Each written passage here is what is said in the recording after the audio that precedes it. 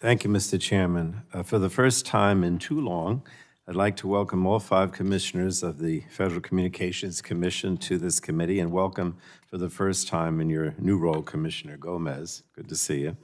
While this is an FCC oversight hearing, committee Republicans want to focus on broadband, which is fine with me because, after all, President Biden and congressional Democrats delivered for the American people with the bipartisan infrastructure law, and that's driving broadband access, adoption, and affordability across the United States. The bipartisan infrastructure law invests $42 billion in bringing broadband to every corner of this country. It's lowering internet bills for 22 million American families through the bipartisan Affordable Connectivity Program, and it's preventing digital discrimination, so everyone gets a fair chance to connect to the internet and participate in our economy. And while this historic law garnered some Republican support, not one Republican on this committee today voted for it. If broadband affordability and accessibility are so important to my Republican colleagues, I would have thought they would have joined us in supporting this historic investment in all of our congressional districts.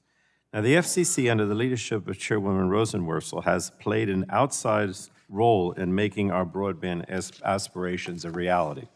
The FCC built a successful affordable connectivity program that is making broadband more affordable for more than 22 million American families. It also recently released the 3rd version of the National Broadband Map, which will help states identify the unserved and underserved areas eligible for the $42 billion in broadband funding. The chairwoman is also putting consumers first by examining junk fees and data caps, requiring rebates for consumers subjected to television blackouts, and increasing the minimum speed for broadband service. And the Commission is also putting consumers first by proposing a rule to restore net neutrality.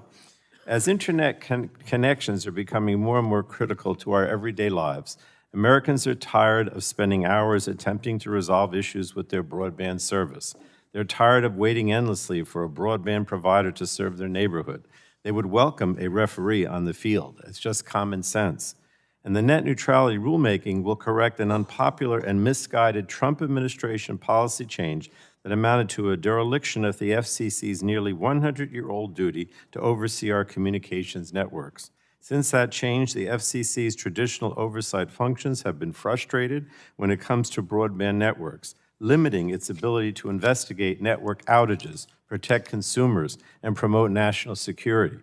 Indeed, since the previous administration gave up authority over broadband, nearly 250,000 consumer complaints against broadband providers have piled up at the FCC. That's 250,000 complaints that have not been investigated or addressed.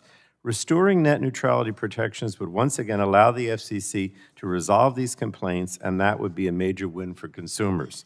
Of course, there's still more work to be done. While we have some success with My Trace Act, we haven't yet solved robocalls and robotexts, and I'll be introducing legislation soon to provide the FCC with more tools to stop the menace of robocalls. Congress must also continue to fund critical programs within the FCC's portfolio. The Affordable Connectivity Program could run out of funding in the 2nd quarter of next year, and we just can't allow that to happen. The Secure and Trusted Communications Networks Reimbursement Program also faces a $3 billion shortfall. Additional funding is necessary if we're going to be fully successful in removing hardware from our networks that compromises our national security. And I hope that Congress can come together and keep these important programs going. And of course, we must restore the FCC Spectrum Auction Authority. I know that the Chairwoman Rogers has been very concerned about that, as I am. So again, I just welcome all 5 commissioners here, and I yield back the balance of my time, Mr. Chairman.